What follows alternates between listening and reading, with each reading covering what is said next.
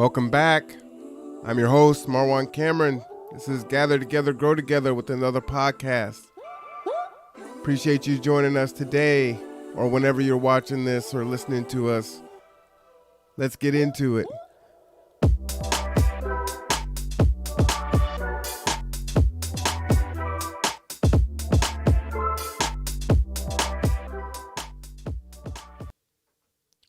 All right, everyone. Welcome back. We're going to try this again, see if this works out for us.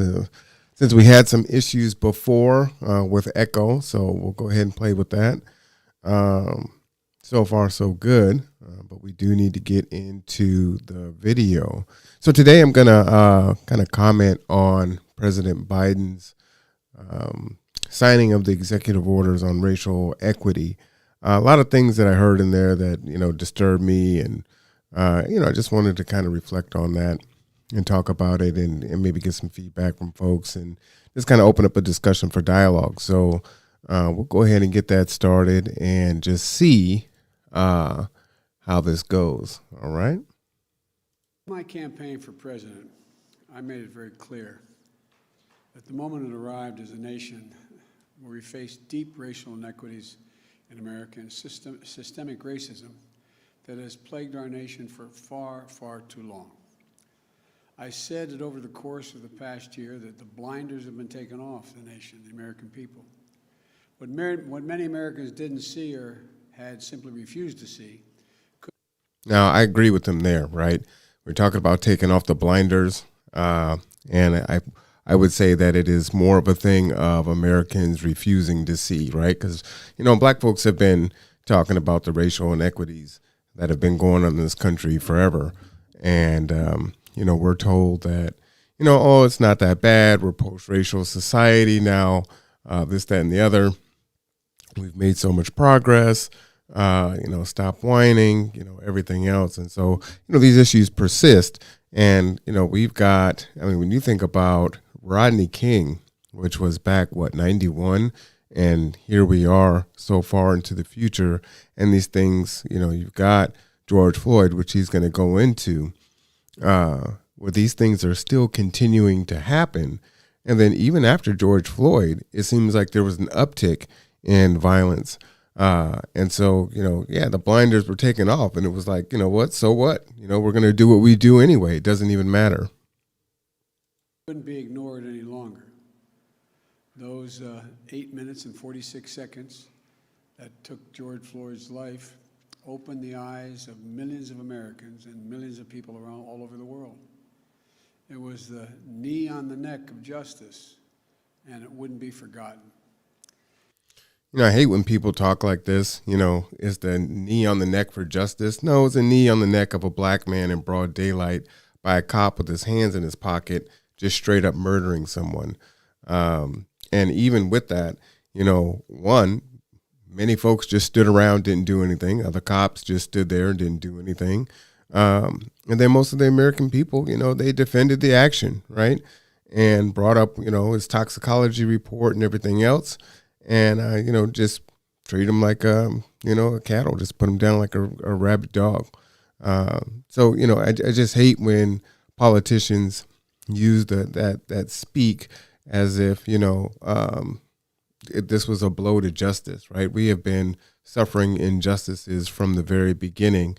So this isn't a blow. This is just standard operating procedures, right? This is standard SOP. It stirred the conscience and of tens of millions of Americans. And in my view, it marked a turning point in this country's attitude toward racial justice. When the six-year-old daughter, Gianna, who I met with when I met with the family, I leaned down to say hi to her, and she looked at me, and she said, "Daddy changed the world." That's what Gianna said, his daughter. Daddy changed the world. And I believe she was right. Not because this kind of injustice stopped, it clearly hasn't, but because the ground has shifted, because it's changed minds and minds. So how has the ground shifted?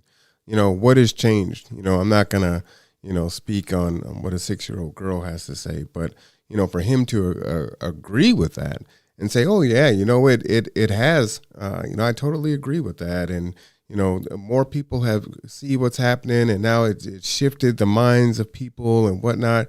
But still, we still see all of the same inequities that exist continue and persist, right?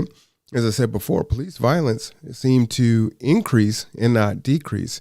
You look at the police violence that took place. You look at the protesters and how they were met with, unmitigated force.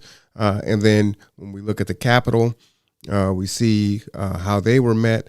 We're even talking about now and not charging these folks with insurrection or really any kind of significant crimes, which is, again, standard operating procedure, so standard SOP for this country. And, it's disturbing. But to, say that this has somehow changed something when we haven't seen any change and it's just more of the same. What is he going to do about it? I mean, when we were looking back and he was running for president, he was on the Breakfast Club and, had his interview with Charlemagne the God and, made his comment about, you're not black if you're not voting Democrat. And then you've got Kamala Harris saying, comments like, well, we're not going to do anything specifically for black people. We're going to do things for several people. But if you look at the executive orders, that has been that statement is false, right? So you're absolutely right. You're not doing anything for black people directly, but you will do things for Native Americans. You will do things for LGBT. You will do things for illegal immigrants. And so it seems like every other demographic is getting things, but black Americans have to, a high tide floats all boats, and you'll hear that in there. Mindsets, because it laid the groundwork for progress. COVID-19 has further ripped a path of destruction through every community in America, but no one has been spared. But the devastation in communities of color has been nothing short of stunning. Just look at the numbers. 40% of frontline workers, nurses, first responders, grocery store workers, are Americans of color, and many are still living on the edge. 1 in 10 black Americans is out of work today. 1 in 11 Latino Americans is out of work today.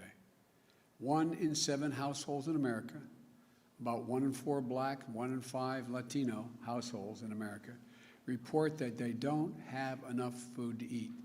So here he's saying that 25% of black Americans in this country don't have enough food to eat, right? And the issues that, again, granted, we can talk about COVID all you want, but again, it's not a crisis until other folks face this crisis, right? We look at unemployment rates in the black community that have been historically in double digits, where it's not an issue and we don't have to do anything until white people are faced with that same plight, right? And now it's a crisis. It's the same thing with the drug war.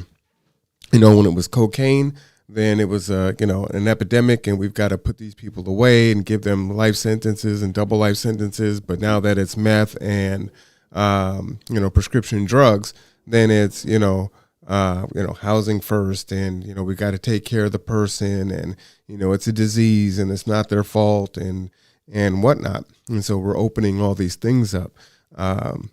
But nothing really seems to change. This wasn't his attitude when he was in office for his 8 years as the vice president. And we know his past as far as, Biden's bill and incarcerating hundreds of thousands of African-American men. In the United States of America, black and Latino Americans are dying of COVID-19 at rates nearly 3 times that of white Americans. And it's not white Americans' fault, but just a fact. And the Americans now know it, especially younger Americans. One of the reasons I'm so optimistic about this nation is that. So why is it that they now know it? So we now know that, black people are being more impacted by these things than other groups, but now you know it. And even now that you know it, what are you doing about it, right? It's still, again, the executive orders that you have signed have not directly influenced or helped black people. It's, again, this high tide rises all boats type of thing. And the other thing that's very frustrating is to hear when, Politicians will say, okay, well, we'll give you these stats on the black community, and then we're going to quickly shift and then talk about every other demographic. And so, you can give us stats on, food insecurity and the rate that we're dying or getting sick with COVID or whatnot. But then it quickly shifts to other demographics. And then that's where the focus and that's where the money goes. And then what we get is we get tokenized symbols. Oh, let's put this person on the $2 bill. Let's make this the national hymn, things like that. That these things have no meaning and no change in any of our lives. Today's generation of young Americans is the most progressive, thoughtful, inclusive generation that America has ever seen. And they are pulling us toward justice in so many ways, forcing us to confront the huge gap in economic inequity between. I got to stop here because, you make these general statements as though, these young Americans are so progressive and have a different viewpoint. But at the same time, we've seen young white men, young white women, folks in their late teens, in their early 20s, and they're very, in their late 20s that are, practicing the institution of keeping white supremacy in place, right? Or just out and out racist. So, we see that. And this is a taught behavior that is taught from the parents and from the grandparents. And so, why folks like to say, well, it wasn't what it was before. And, this stuff is dying out. And we have interracial relationships and marriage and this, that, and the other. We still have a pretty high contingency of folks that are being taught the same way that they have always been taught. And these folks go to keep these institutions of white supremacy in place. Those at the top and everyone else, forcing us to confront the existential crisis of climate. And yes, forcing us to confront systemic racism and white supremacy. It's just been weak. So when you talk about white supremacy, this is one of the things that's really going to frustrate me about the Democratic Party, because they want to scapegoat white supremacy, right? So you're willing to say white supremacy. Well, good on you for that. The problem is that, they found a scapegoat. The white supremacy is Trump, right? As if that he didn't just allow folks to really exercise what they wanted to do out in the open, right? Even more so. It's always been out in the open for us. We've always suffered, right? Whether it's not the, inequities and how we're treated in healthcare, our prison sentences, jury selection, you name it, right? Employment, housing, it goes on and on. Credit, banking, housing. The list is exhaustive.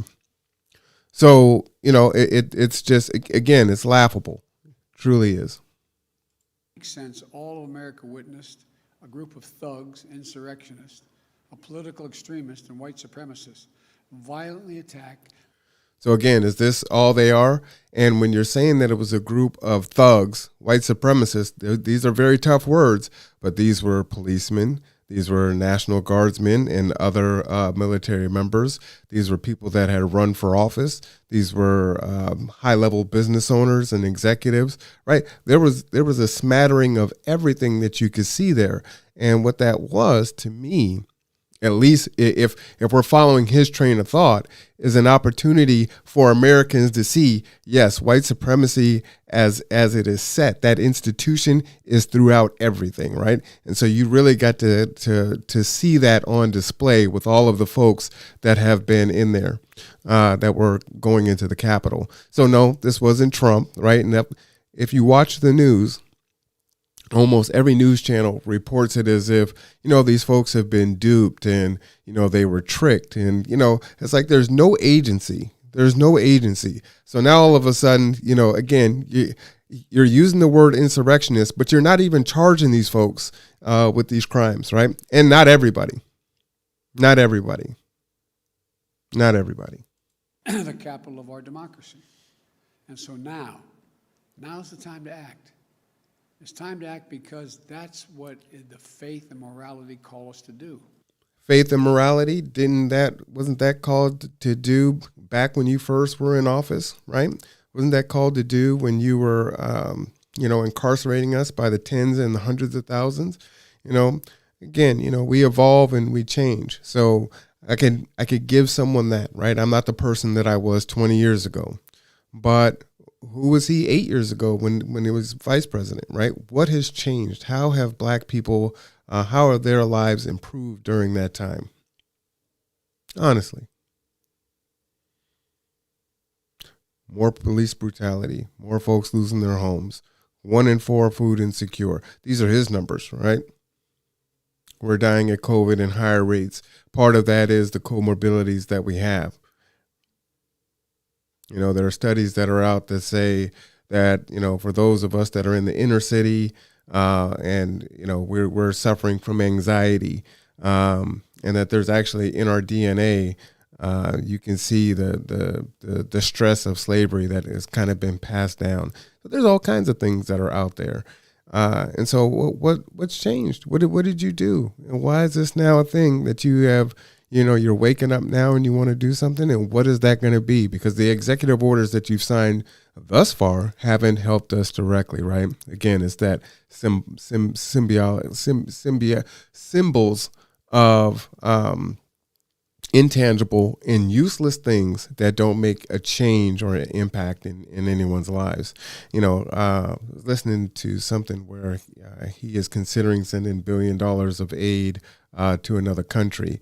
We can have conversation about reparations, and folks can't seem to find money when that word comes up, but we can just send money around the world and just, snap their fingers and it just appears magically.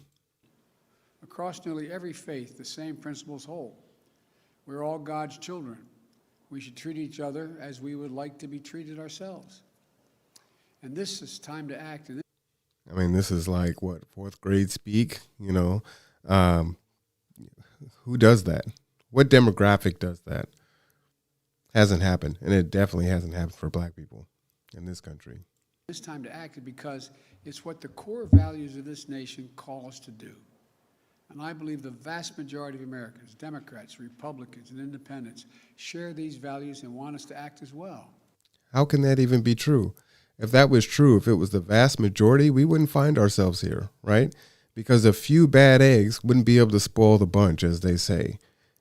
This thing is an infestation, and this is what the country was founded on, and this is how it continues to operate. So to say that, this isn't who we are, this is exactly who we are. This is who we've been, and this is who we continue to be, right? And, for me, I would not consider myself a Democrat. I'm definitely a lot more conservative. I wouldn't consider myself a Republican. There are things that I like from both parties, right? And so, it just depends on what the topic is. But I'd say I'm far more conservative leaning than I am Democratic leaning. And it's things like this that is very frustrating. We've never fully lived up to the founding principles of this nation, to state the obvious. Yeah, that is obvious. Thanks, Captain Obvious. No, you haven't lived up to it, right? And you have been in office for an awful long time. I think as long as I've been alive, this man has been in office in one form or fashion and has continued to escalate his station, right? Talking about failing up. That all people are created equal and have a right to be treated equally throughout their lives. And it's time to act now, not only because it's the right thing to do, but because if we do, we'll all be better off for it. So not because it's the right thing to do, but because we'll all be better for it. The hell with doing right by the people that you have been oppressing forever, right? We'll be better off. So if it benefits us, then it can benefit you too. Come on, man. It's they say if you're around a person long enough, they'll tell you the truth. For too long, we've allowed a narrow, cramped view of the promise of this nation to fester. We've bought the view that America is a zero-sum game in many cases. If you succeed, I fail. If you get ahead, I fall behind. And this is why reparations is such a tough issue, right? Because folks will literally say, well, if we were to pay you, then I'm going to lose out, right? If all of a sudden you decided to give every black American $2 million, let's say, right? What would that do to the rest of the country? So everyone else is looking at it like, well, you got $2 million. I don't have this $2 million. Where did it come from? Was it my taxpayer dollars that gave you this money? But we're using taxpayer dollars for all types of things, right? When we think about our military, the black budget, all the spending that goes there. My dad would tell me, charity starts at home, but we're sending billions of dollars of aid to all these different countries out there. And I'm not saying that we shouldn't do that, because we absolutely can and should. But at the same time, charity starts at home. So you have to fix the sins of your past before you have the audacity to try to fix the sins of others, right? If you get the job, I lose mine. Maybe worst of all, if I hold you down, I lift myself up. We've lost sight of what President Kennedy told us when he said, "A rising tide lifts all boats." Again, so there it goes, right? A rising tide lifts all boats. I always kick myself for ever using that terminology because it's so false, right? A rising tide lifts all boats unless your boat has a hole in it. And so what happens is everyone rides on the coattails of the tragedies and the war crimes that have happened on Black Americans from the exception. And as things happen, like the civil rights, then every other demographic seems to, get what they need out of it, and it benefits them, but we seem to stay in the same place, right? And so we see this all the time. Running a nonprofit, looking for grants and different opportunities. And, one of the things that you'll notice is there seems to be grants for everything. If you're LGBT, if you are, BIPOC, which is a term that I do not like. What is it? Black, indigenous, and people of color. Well, you put black folks first, right? And then as soon as you start doing things, we seem to fall to the very bottom and we just get whatever, right? So yeah, it rises all boats, but we got a big hole in it and we're steadily bailing out water while everyone is sailing away. Oh, and they're in a yacht and we're in a dinghy. So, there's that too, right? So even if we all are rose up to the top, if I'm sitting in a rowboat that's got holes in it and no roof and no heat and nothing else, and you're in a nice little yacht, you're doing pretty well, right? But we're all rose up together. And when we lift each other up, we're all lifted up. And the corollary is true as well. Again, we're all lifted up. So you're not trying to actually address the issues, and you're only willing to, address these things and raise all the boats if there's something in it for you, right? So that's the whole, it doesn't have to be a zero-sum game. We're all going to win. So now we'll do it, right? But if black folks just win, then we can't do that because that would be zero-sum, right? And he just said that. He just laid it out before he's saying this high tide rises all boats. Any one of us is held down, we're all held back. More and more economic studies in recent years have proven this. But I don't think you need economic studies to see the truth. So if you don't need studies, then why not do something about it? This has been going on when he was vice president, him and Barack Obama, and they did nothing, right? And here he is again. You don't need studies, between redlining, Jim Crow, the systemic institutions of white supremacy as far as racism and bias and,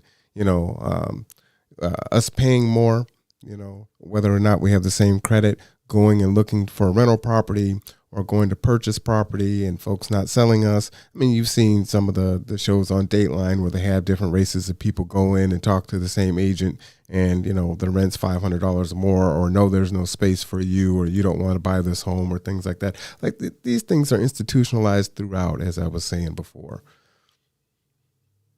Just imagine if instead of consigning millions of American children to under-resourced schools, we gave each and every 3-4-year-old child a chance to learn, to go to school, not daycare, school, and grow, and thrive in school and throughout. When they've done that, the places have been done, it shows they have an exponentially greater chance of going all the way through 12 years.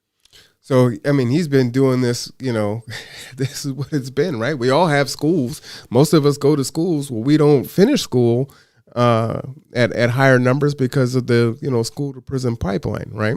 So it starts with detention. And when he's bringing up stats and research, it's also a known fact through research that kids as early as, I believe, like the third grade, as they start going to detention, you can start to track their transition from detention to incarceration, right? And so it just feeds into itself. So these things aren't really addressed. Does a student have ADHD? Is a student bored in class? What about class sizes? What about resources in the schools, right? So we're in the poor schools. So what, you're going to mandate that everyone goes to the poor school that doesn't have any of the resources anyway? I mean, is that really going to make a difference? We're still not addressing the issue. And that's great that you want to get all these kids into school, but what about all of the adults? Everyone who is, what I would say, I mean, by the time you get something like this in place, if you're a freshman in high school right now, this doesn't apply to you at all. You don't even have a chance. And I would say further back, but I'm trying to be generous with the time, right? So if you're in the ninth grade and, you're hoping that access to school that you already have access to is going to make a change and make a difference, it's not going to help you, right?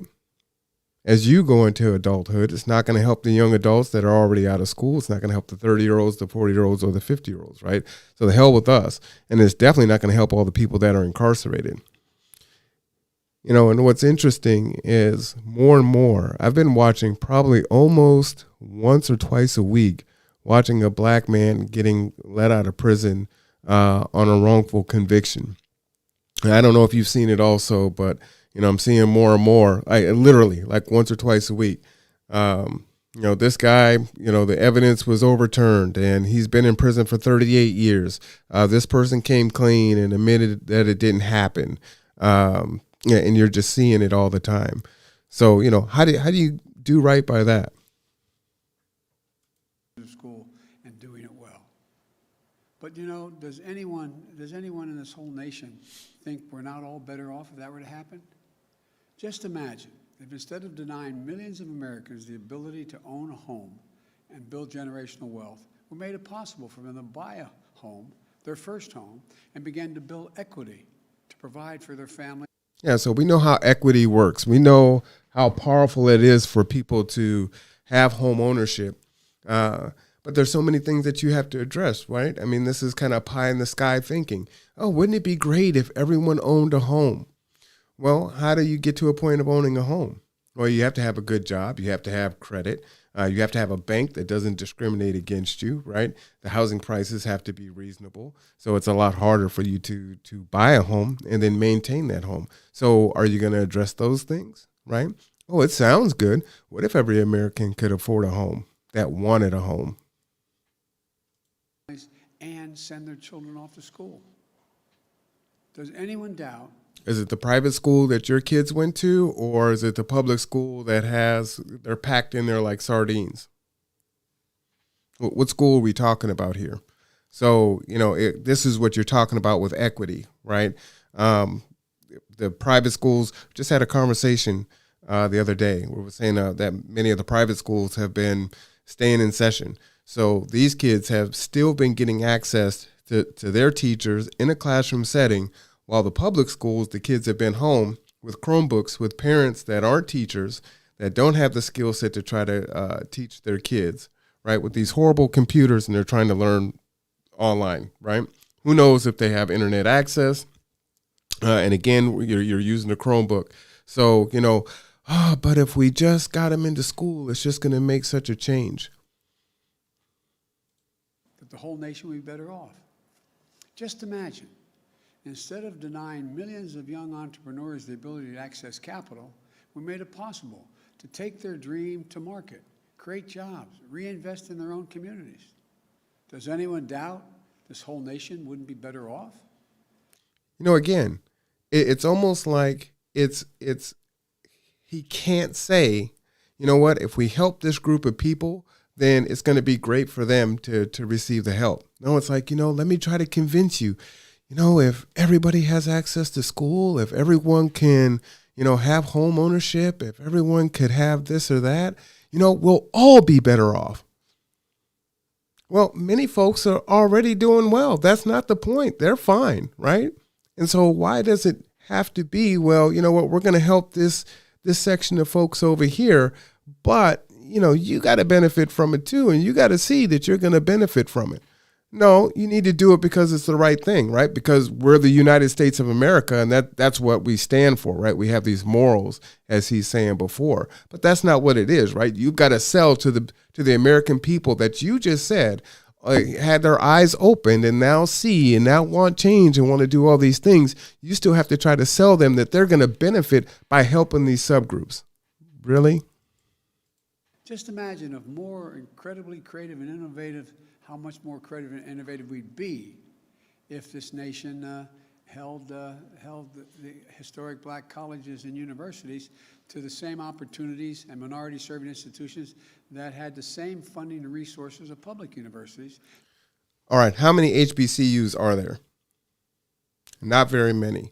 How many black Americans are going to go to college?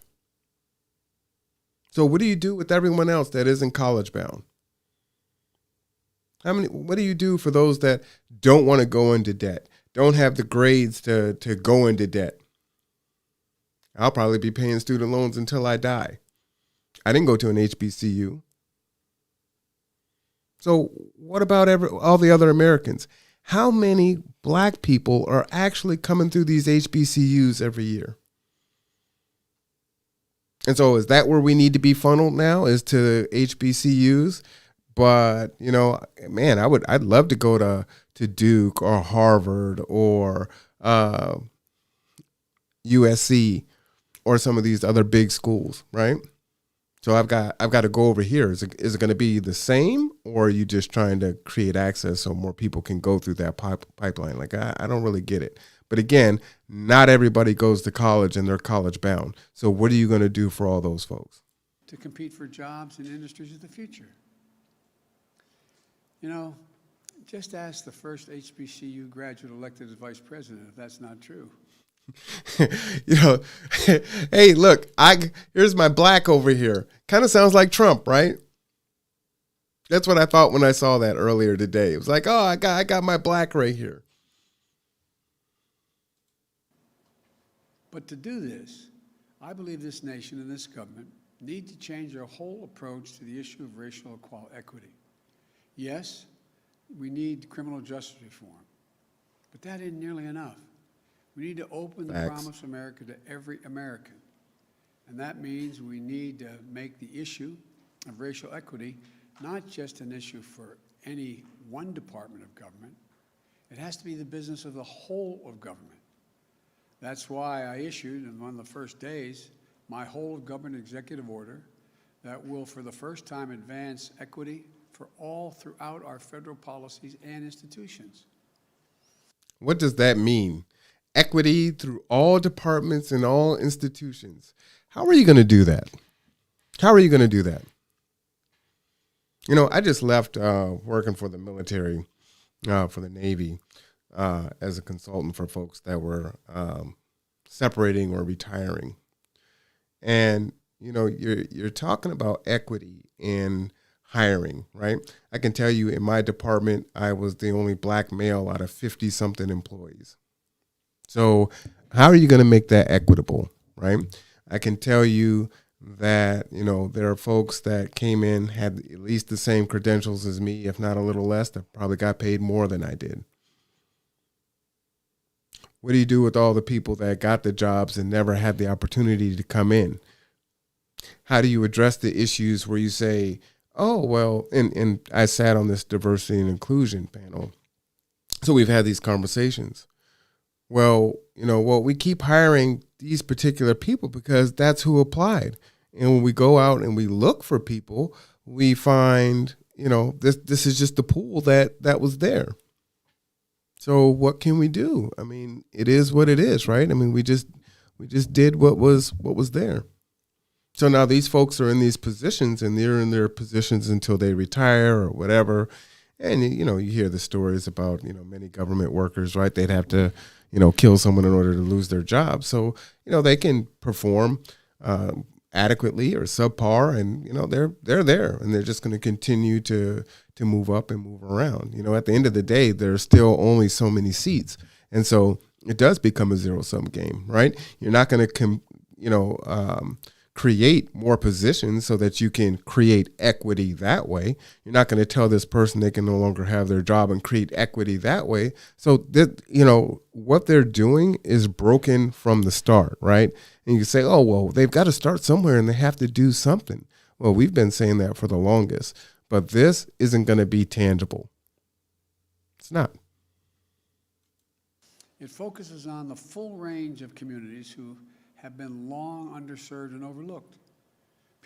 So, here again, you throw out black stats, which they love to do, right? We've got to do this.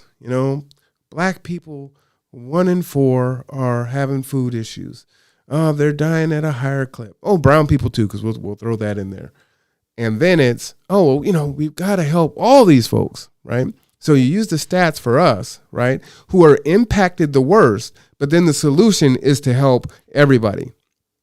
And that's where the high tide rises all boats come from, right? We're behind, but we're not going to just help you.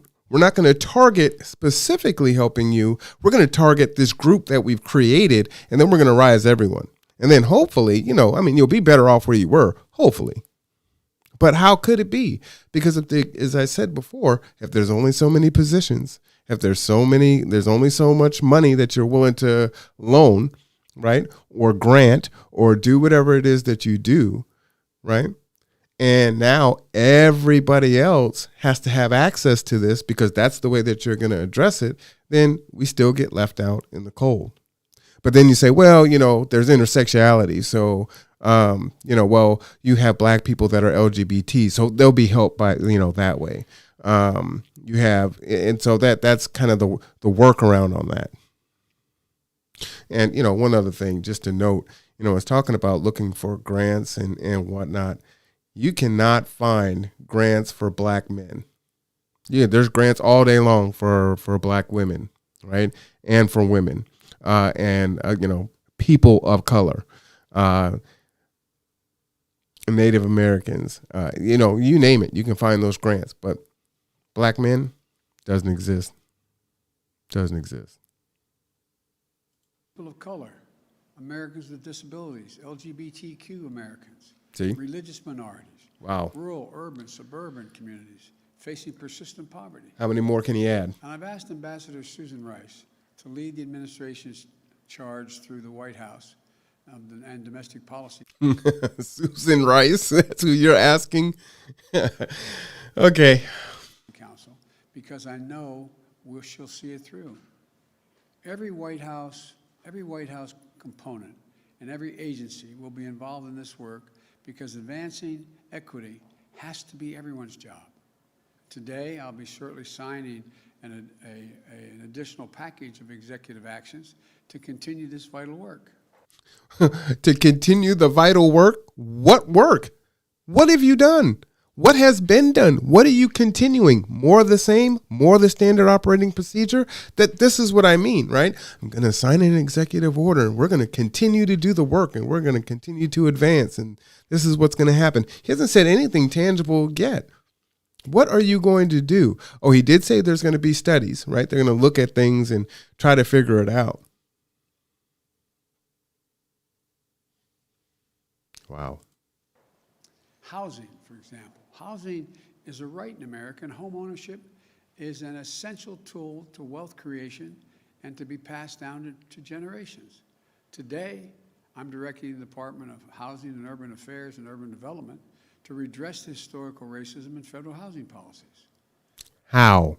How are you asking them to redress it? You already know it exists. As he said in his own words, you don't need the research or a study to know where the issues are. We know it's an issue. So what are you redressing? You just need to make it right at this point in time. That's it. Today, I'm directing the federal agency to reinvigorate the consultation process with Indian tribes. Respect for tribal sovereignty will be a cornerstone of our Reinvigorate consultation.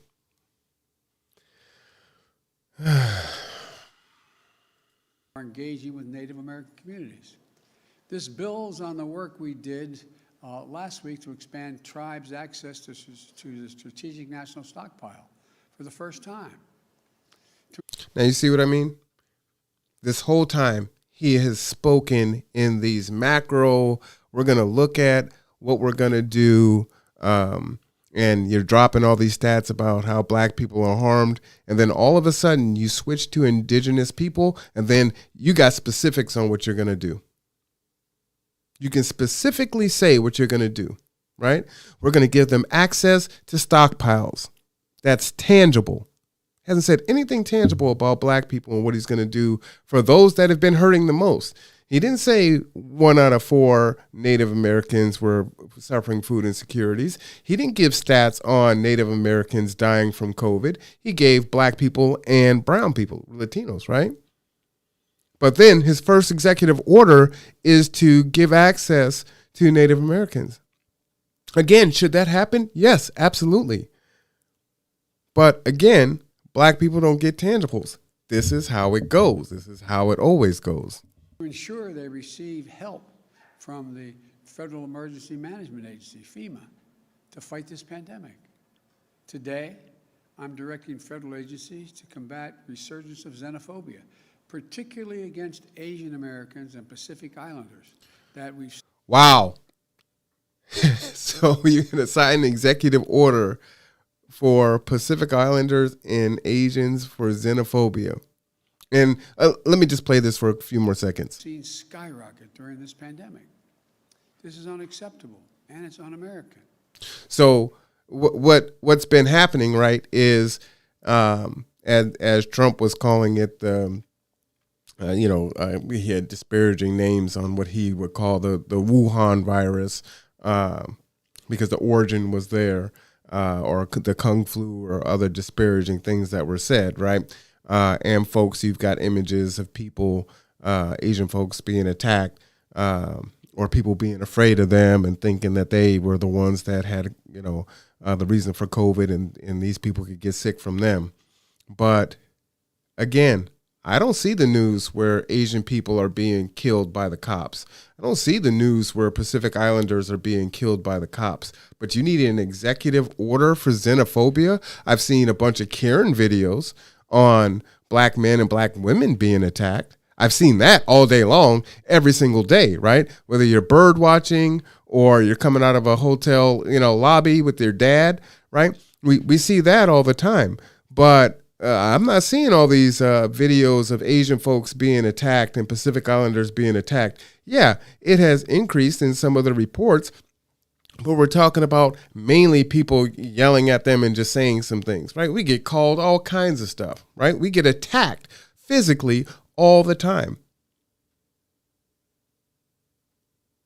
But this gets an executive order? Seriously. I've asked the Department of Justice to strengthen its partnership with the Asian American and Pacific Islander community to prevent those hate crimes. I've also asked the Department of Health and Human Services to put out best practices for combating xenophobia. Here's the thing. If hate crimes are already on the books, right, all they really need to do is enforce the laws that are already there. But you need an extra mandate for this. Again, he can talk directly to tangibles on what Native Americans are going to receive, on what Asians and Pacific Islanders are going to receive. But he spent all this time, right? We're more than halfway through this address where he used black people as the stats and then shifted and said what he was going to do for other demographics. It's offensive. COVID. Look, in the weeks ahead, I'll be reaffirming the federal government's commitment to diversity, equity, and inclusion and accessibility, building on the work we started in the Obama-Biden administration. That's why rescinded the previous administration's harmful ban on diversity and sensitivity training and abolished the offensive counterfactual 17. Sensitivity training is a freaking joke. It really is, right? You hear people talk about it all the time. Diversity training. They don't want to go. When they come in, nothing changes. The same people are in the same positions, right? These are the hiring managers. These are the people that fire folks, that promote people, that demote people. And so you can give them all the diversity training that you want. What has changed, right? And as he said, this is work that started during the Obama era. So just because Trump got elected doesn't mean that all of a sudden that was undone, right? This has been going on since, before the Obama administration. But then you're saying, we were making some, really great gains, so I'm going to roll back this piece of legislation, the executive order that Trump put through, and this is going to make some kind of change, right? This is that Build Back Better stuff. 76 Commission. Unity and healing must begin with understanding and truth, not ignorance and lies. We already have all the understanding and truth, right? We're in a system of white supremacy, right? He is saying it himself. So we have all that we need. These institutions have been set up and they have been reinforced. And again, for those of you that want to be intellectually dishonest, I'm not saying that white people are bad. What I'm saying is that there are these white supremacist institutions that have been set up since long before, and most people are incentivized, including black people, to keep those institutions going, right? Many of us don't want to lose what we have. We're comfortable. So we don't want to go against the status quo because that's going to harm us, right? If we were actually to address the institutions of white supremacy and really try to get rid of those things, then that means that we're all going to have to give up quite a few things. But we're incentivized to keep these institutions in place, right? Because who wants to give up anything?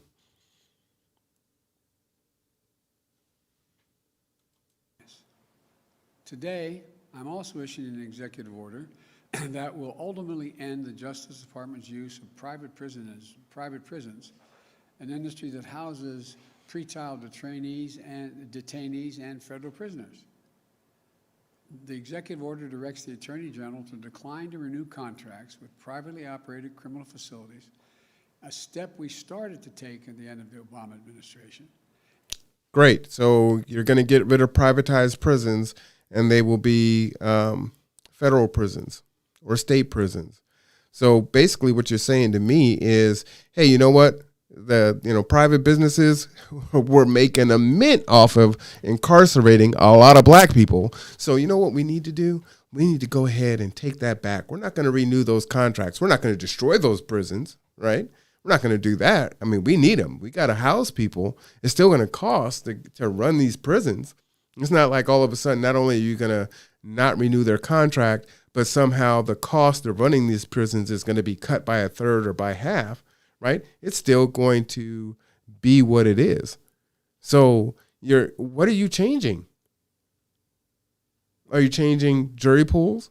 Are you changing prosecutors? Are you changing the fact that most people plead guilty because they're not actually going to get a fair trial, especially if they have a public defender? And you're incentivized to take the plea because if you don't, they straight up tell you, we're going to throw the book at you, which is why they typically overcharge and charge you with multiple crimes, right? And then throw out one or two or lessen the charge and say, okay, now you plead guilty to this.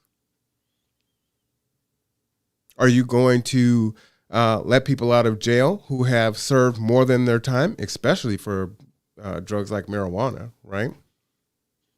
I mean, it's legal in most states, so people can walk around and possess it as recreational and everything else. So, these people have done 10 years, 15 years, 20 years, 5 years. Shouldn't you let them out? Because for everybody else now, it's a disease, right? And we need to treat it like a disease because these are humans and, these are people and they are being affected. But the ones that are in jail, to hell with them.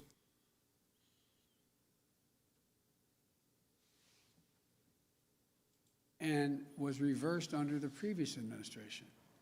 This is the first step to stop corporations from profiting off of incarceration that is less humane and less safe, as the studies show. And it is just the beginning. By how much? It's less humane. By how much? You get an extra hour in the yard. On average, you spend one less day in the hole. I mean, what are we talking about by less humane, right? Just generalizations. In my administration's plan to address systemic problems in our criminal justice system. Here's another thing we need to do. We need to restore and expand the Voting Rights Act, named after our dear friend John Lewis. For the purpose of what? For the purpose of what, right? I mean, this country, especially the left-leaning media, did everything they could to get Biden elected, right? They didn't, put his feet to the fire. They let him hide out in his house and not, do interviews. They disparaged Trump the entire time of the election. They didn't call Biden on the carpet for the issues that he had going on, his past and his family. Just softballs all the way through. So you want to restore the voting rights? Why would you need to do that if this is supposed to have been a record-breaking election? I was hearing 75 million. Now I'm hearing 80 or something like that, right? So if you had the most votes ever for a president and Trump still had 70 million, what are we talking about? Voter suppression. The things that they focus on. And again, that's supposed to help us how? When you talk about the institution of white supremacy, the Democratic and the right and the Republican Party are wings on the same bird. That's really what it comes down to. There wasn't a great choice. But honestly, I would have rather had 4 more years of Trump than to deal with this. With Trump, you know where you stand. You know what you're going to get. And economically, I think his policies were a lot more sound than Biden. But for someone to, piss on your head and tell you that it's raining, yeah, I don't want that. And continue to fight back against laws that many states are engaged in to suppress the right to vote while expanding access to the ballot box for all eligible voters. Because here's the deal. That asterisk always gets put in with politicians, right? All eligible voters. Well, who's eligible? How do you determine who's eligible? Are you going to restore the rights of felons to be able to vote? Once they're done with their incarceration, they're off probation. Shouldn't that be automatic? I mean, they're paying taxes. So when you say all who are able, legally able to vote, well, but you make the laws. So when you talk about voter suppression, that's the voter suppression. Fix that. Maybe what you do is, no matter what happens, you're an American citizen, you got to vote. Just that simple. You wouldn't even have to worry about any suppression. You can have a voting age. You're 18. You're 18, you get to vote. That's it. Doesn't matter.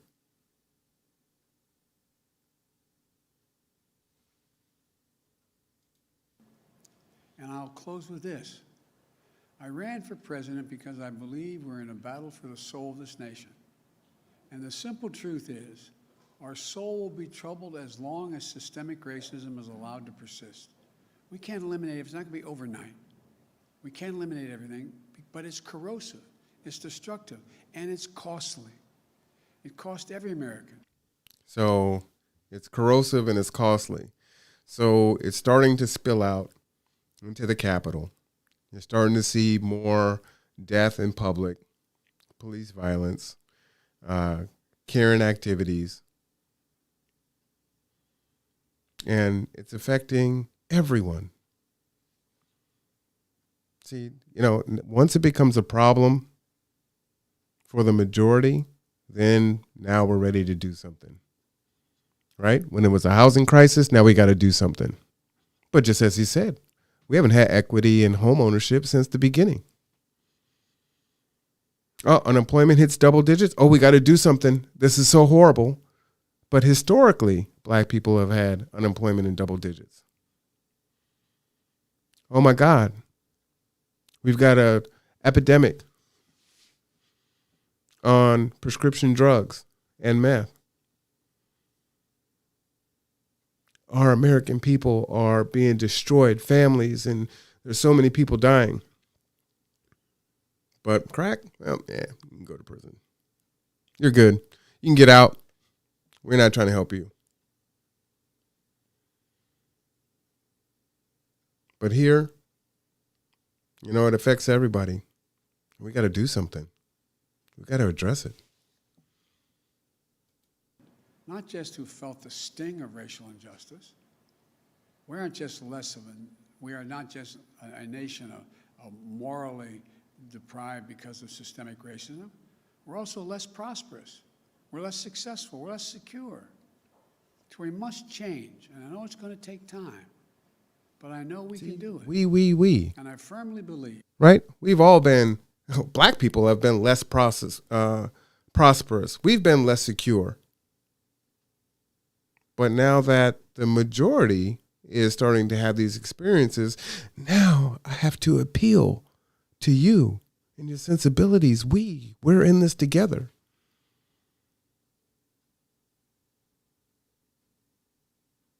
Did he talk like this when he was in the Senate?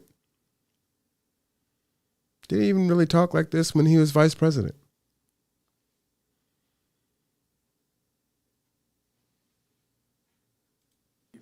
The nation is ready to change, but government has to change as well. We need to make equity and justice part of what we do every day. Why is he struggling to read Tomorrow that? and every day. I'm going to sign these executive actions to continue the work to make real the promise of America for every American. Still hasn't said what he's going to do for black people. It's very tangible with other groups and has already signed executive orders for other groups. Again, I'm not promising we can end it tomorrow, but I promise you we're going to continue to make progress to eliminate systemic racism, and every branch of the White House and the federal government is going to be part of that effort. Thank you. So that's the president. And then he goes and he sits down and he, signs these executive orders. I didn't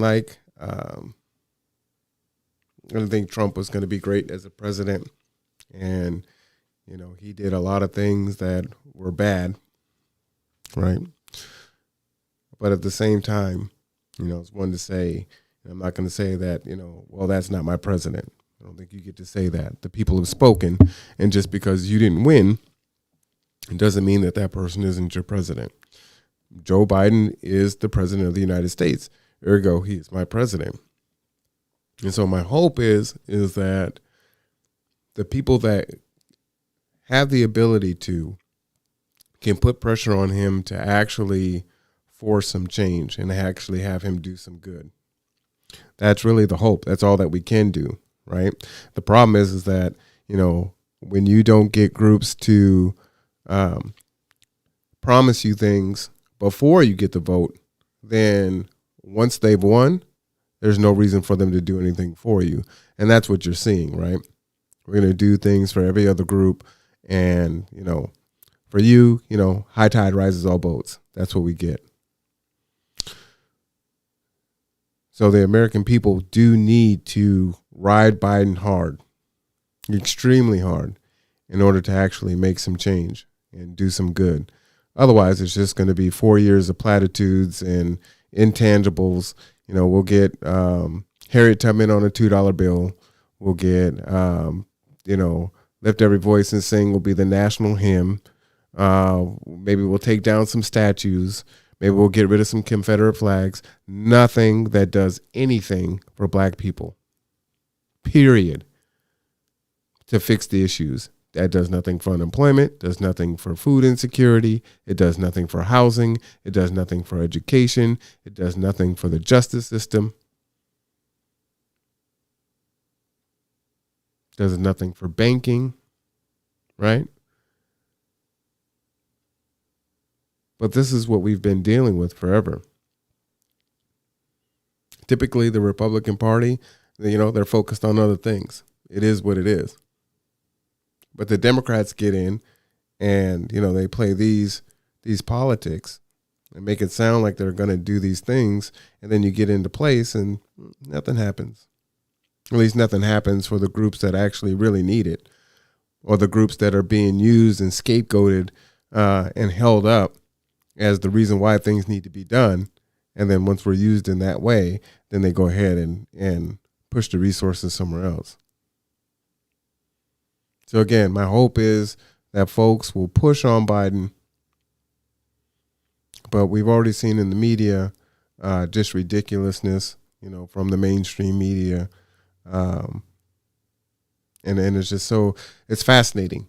It really is. I remember when Trump came in, and once he really got going, and, CNN and MSNBC and many of the other channels or newspapers, started really going after him, especially in the end, right? I mean, they were being just downright hostile. And it's like, so if you're doing this, not only in front of the American people, but the rest of the world, what do you think people are going to do? How do you think they're going to react? We don't even respect our president, so how would you expect the rest of the world to respect the president or anything we do? And then if you're going to do it, then at least be consistent. But now that Biden's in, looking like a savior, everyone's all smiling and happy, and this is what we're going to do. And, no longer are we going to hold people to the fire, right? As you did Trump. So be consistent. Call it straight. But I tell you, Trump was very close to winning this election. And I think if he had handled COVID differently, and not a lot, I think he would have been reelected. And so I think Biden got handed a gift. So hopefully he makes the most of it. But if he doesn't, in 2 years, the Democratic Party will feel it. They absolutely will feel it. So I'll bring this to you from time to time as he addresses the country, because I want people to really have another side of it. Again, we listen to the mainstream media. We listen to either Fox News or we listen to CNN or MSNBC, very left-leaning news. But we don't really hear from what I would say is real people. And I like to think that, I'm a real person. I like to, create a platform where other real people can come in and have discussions and talk about how they feel and how they think. And hopefully, have some counter thoughts, not the same thoughts as me, but counter thoughts to what's out there, what the prevailing thought is. Because that's what diversity is, right? The diversity of thought is important. And there's so many people that have thoughts that will never see the light of day. And just as he said, I agree. If you create these opportunities for folks, then, some of the inventors and, other folks are out there that can't make it out, right? Only, those that are truly, truly exceptional and lucky break out. But if more people were on par, then yeah, society as a whole would benefit from that. So what would come forth? So now what we can do, at least what I can do, is create a space for regular people to bring their thoughts in and share those thoughts. And based on end users of the government, right? Not policymakers, not folks that are, upper middle class, not lobbyists, but people that are living every day trying to make it. The people that are the 1 in 25 that are food insecure. The ones that are more susceptible from getting COVID. Those that have lost loved ones from COVID. Those that have to go to work during COVID and don't have the luxury to stay home or to telework. That's the diversity that I'm looking for, or that I feel that I can do, doing my part. In another conversation, I said, it doesn't matter who the president is, right? These things are going to happen at a macro level. Our responsibility, our fiduciary duty to ourselves, to our neighbors, to our family, to the country is to try to make the change that we want to see and what we believe in. So, I think it's not effective for folks to tweet and post and share. It's helpful, but it's marginal. And it had diminishing returns. And if everyone is doing that, but no one is doing the work, then how are we supposed to move forward? Things aren't going to change from the top down. Things are going to change from the bottom up. And so we all have to get involved to make the change. So I hope that you will join me in that as we have these discussions. They won't all be this heavy. This one does happen to be pretty heavy, but we will kind of go from there.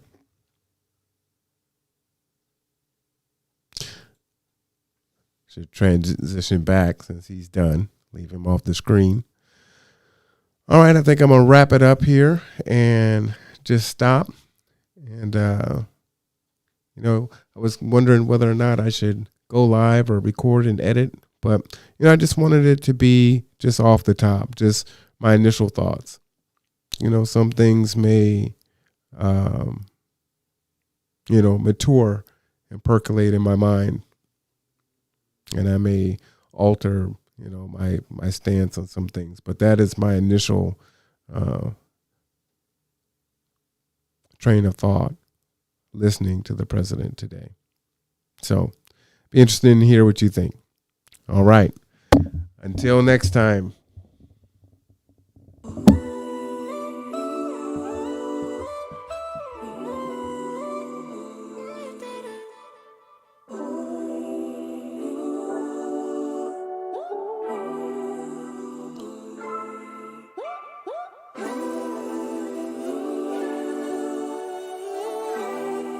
We're likely to have a live broadcast every Monday, Wednesday, and Friday.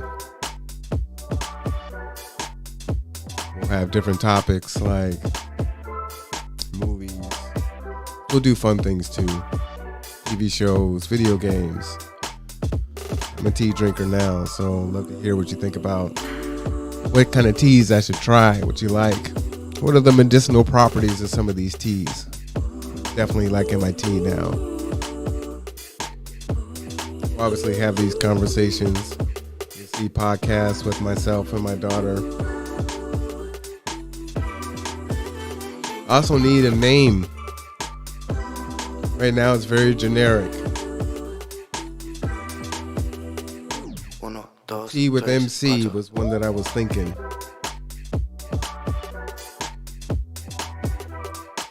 So if you can come up with a name, send it to me. And we'll put it in a poll. And we'll create the name of the show. All right. I appreciate you joining. We'll see you next time.